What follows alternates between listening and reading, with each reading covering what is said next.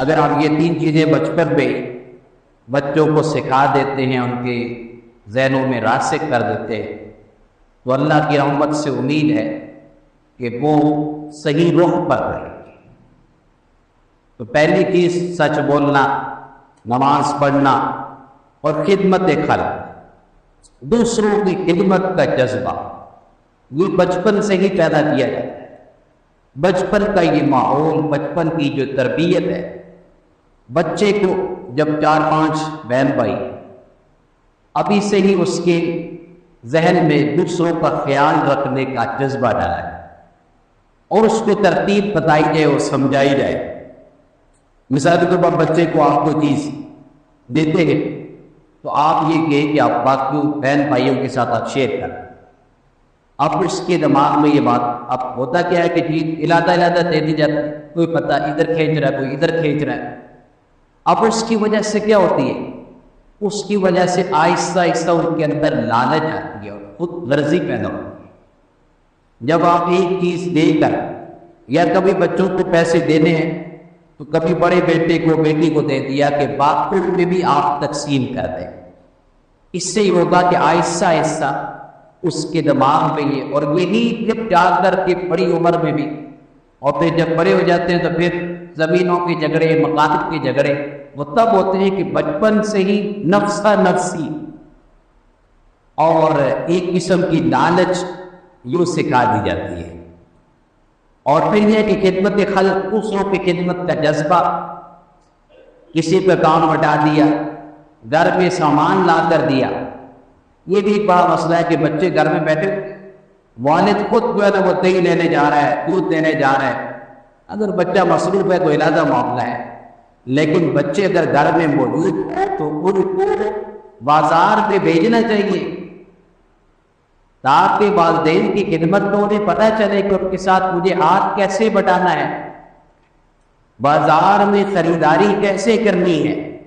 یہ بچوں کو پتہ ہونا چاہیے۔ اس کے ذریعے سے خدمت سب سے پہلے تو والدین کی ابھی سے ہی ہوگا نا، بچے کے دل میں یہ احساس ہوگا میرے والد تھکے ہوئے آئے، اب ان کو آرام کرنا چاہیے، اب پانی لانا ہے فلٹر سے تو مجھے لانا ہے، دودھ لانا ہے تو مجھے لانا چاہیے۔ اب شام کو یہ تھکا ہارا آیا، دن کر کو مزدوری بھی اسی نے کی، دن کر کو اس نے کام بھی اسی نے کیا، اور شام کو فلٹر سے پانی بھی اسی نے بھر کر لانا ہے۔ تو بتائیے، تو بچے کو تو آپ نواب بنا رہے ہیں، اس کو خدمت کا جذبہ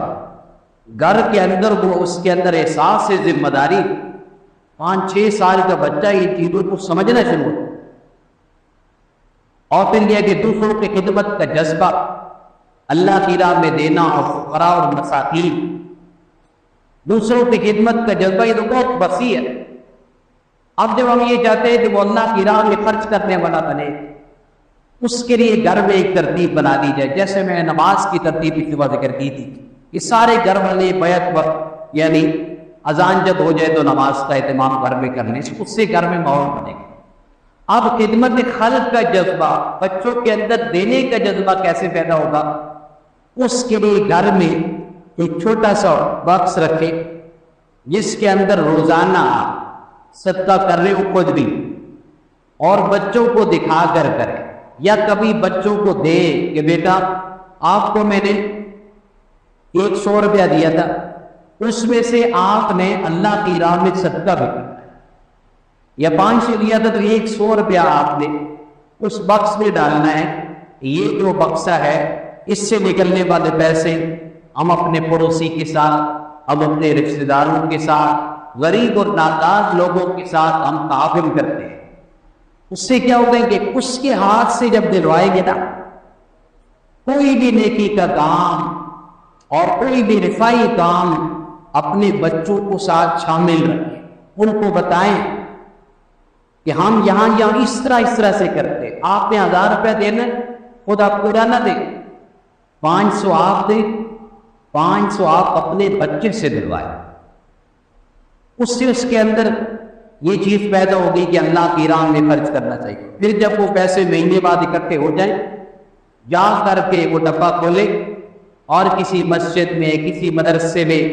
اور کسی بھی غریب اور نادار کو جا کر اس کے سامنے پکڑا کر آئے،